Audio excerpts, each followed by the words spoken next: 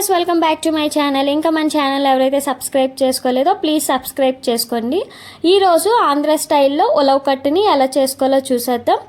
ఈ రెసిపీకి ఏం కావాలో చూసేద్దాం. 2 నుంచి 3 ఉల్లిపాయలు సన్నగా కట్ చేసుకొని పెట్టుకోవాలి. అలానే 3 నుంచి 4 పచ్చిమిరపకాయలు, అలానే 2 నుంచి 3 టమాటాలు, అలానే పోపు సామాన్లు, మినప్పప్పు, ఆవాలు, జీలకర్ర, ఎండుమిరపకాయలు, వెల్లుల్లిపాయ రెబ్బలు అన్నీ రెడీగా పెట్టుకోవాలి. అండ్ తర్వాత ఏంటంటే చింతపండుని నీళ్ళలో నానబెట్టుకొని ఉంచుకోవాలి. ఇప్పుడు ఏంటంటే మనం వీడియోలో చూస్తున్నాం కదా, ఒక మిక్సింగ్ బౌల్లో ఉలవ పిండిని తీసుకొని ఆ ఉలవ పిండిలోని వాటర్ బదులు చింతపండు వాటర్ని వేసుకొని ఉండలు లేకుండా కలుపుకోవాలి. అటు పలుచగా కాకుండా అలా అని చిక్కగా కాకుండా నేను చూపిస్తున్న కన్సిస్టెన్సీలోని ఉలవ పిండిని అనేది కొంచెం కొంచెం వాటర్ వేసుకుంటూ కలుపుకోవాలి. ఇలా చేసుకోవడం వల్ల ఏంటంటే మనకి పచ్చివాసన రాకుండా ఉంటుంది. సో మీరు కూడా వీడియోని ఎక్కడ స్కిప్ చేయకుండా ఎండ్ వరకు చూడండి. అండ్ మీలో ఎంతమందికి ఉలవ కట్టుని చేయడం వచ్చో కామెంట్ బాక్స్లో కామెంట్ చేయండి. నాకైతే రాదు, మా అత్తమ్మ చేస్తున్నారు. సో నేను వీడియో తీసి పోస్ట్ చేస్తున్నాను. అండ్ ఇలా కలుపుకున్న దాంట్లో మనం సరిపడ్డ కారం వేసుకోవాలి, అలానే ఉప్పు కూడా. 2 వేసుకున్న తర్వాత ఉప్పు కారం ఉలవ పిండిలో బాగా కలిసేలా వీడియోలో చూస్తున్నట్టు కలుపుకోవాలి. ఇలా కలుపుకొని పక్కన పెట్టేసుకున్న తర్వాత ఇప్పుడు మనం ఉలవ కట్టు చేసుకోవడానికి ఒక తెపాలు కానీ, గిన్నె కానీ, బేసిన్ కానీ ఏదైనా స్టవ్ ఆన్ చేసి పెట్టుకొని అందులో సరిపడ్డ ఆయిల్ వేసుకోవాలి. ఆయిల్ వేసుకున్న తర్వాత ముందుగా నేను చెప్పాను కదా, వెల్లుల్లిపాయ రెబ్బలు, అలానే ఆవాలు, జీలకర్ర, ఎండుమిరపకాయలు అన్నీ బాగా నూనెలో ఫ్రై అయ్యాక మనం కరివేపాకు నీట్గా వాష్ చేసుకొని వేసుకోవాలి. చిటపటలు ఆడుతున్నప్పుడు ఒక 2 నుంచి 3 నిమిషాలు ఇలా ఆయిల్లో ఫ్రై చేసుకున్న తర్వాత ముందుగా మనం కట్ చేసి పెట్టుకున్న ఉల్లిపాయలు, అలానే పచ్చిమిరపకాయలని సన్నగా కట్ చేసుకొని వేసుకోవాలి. ఉల్లిపాయలు, పచ్చిమిరపకాయలు వేసుకున్న ఒక 5 నిమిషాల వరకు మనం నూనెలో బాగా వేగించుకోవాలి. ఆనియన్స్ అనేవి బ్రౌనిష్ కలర్లో చేంజ్ అవుతాయి. సో అలా చేంజ్ అయినంత వరకు మనం ఆయిల్లో బాగా ఫ్రై చేసుకోవాలి. ఆనియన్స్ బాగా ఫ్రై అయ్యాక మనం 3 నుంచి 4 టమాటాలను చిన్న ముక్కలుగా కట్ చేసుకొని ఇందులో వేసుకోవాలి.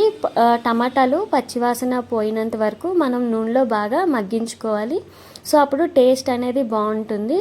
అండ్ ఈ ఉలవ కట్టు చేస్తున్నప్పుడు నాకైతే కొంచెం బొంబాయి చట్నీ చేస్తాం కదా, సేమ్ అదే ప్రాసెస్లా అనిపించింది. మా అత్తమ్మ కూడా అలానే అన్నారు. మా అత్తయ్య అయితే బొంబాయి చట్నీ కూడా సేమ్ ఇదే ప్రాసెస్లో చేస్తారు. సో నాకు అలానే అనిపించింది.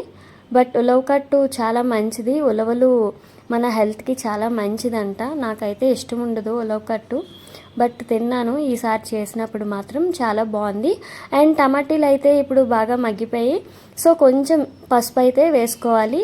పసుపు వేసుకున్న తర్వాత ఒక 2 to 3 మినిట్స్ ఆయిల్లో బాగా ఫ్రై చేసుకోవాలి. సో దాన్ని బట్టి ఏంటంటే పసుపు పచ్చివాసన పోతుంది ఆయిల్లో ఫ్రై అవ్వడం వల్ల. సో ఇలా అయిన తర్వాత మనం ముందుగా కలిపి పెట్టుకున్న ఉలవ పిండి వాటర్ ఉంది కదా, దాన్ని అయితే వీడియోలో చూస్తున్నట్టు కొంచెం కొంచెంగా మొత్తం వేసేసుకోవాలి. అండ్ వేసిన తర్వాత అలా వదిలేయకుండా మధ్య మధ్యలో మనం మిక్స్ చేస్తూ ఉండాలి, లేకపోతే అది థిక్గా అయిపోతూ ఉంటుంది కాబట్టి అడుగు పట్టేస్తూ ఉంటుంది. అలానే ఉండలు కూడా ఫామ్ అవ్వకుండా మనం ఈ వాటర్ వేసిన తర్వాత కొంచెం ఫ్రీక్వెంట్గా అలాగా మనం కలుపుకుంటూ ఉండాలి. సో అలా థిక్గా అవుతుందన్నమాట. మనకి బొంబాయి చట్నీ చేసుకున్నప్పుడు చూడండి పల్చగా ఉన్నది చిక్కగా అవుతూ ఉంటుంది కదా.